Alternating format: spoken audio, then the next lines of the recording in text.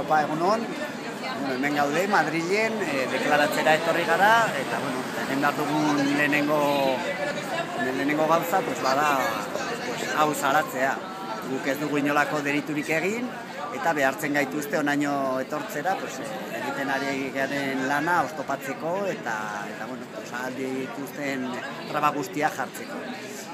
Eta, bigarrenik esango dut, hau ez dela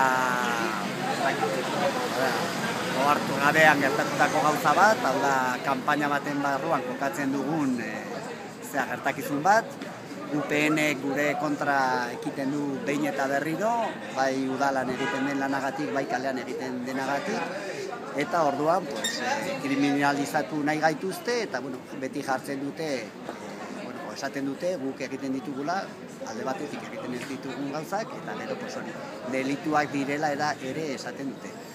Orduan guk egin genuena izan zen bakarrik presoen eskubideen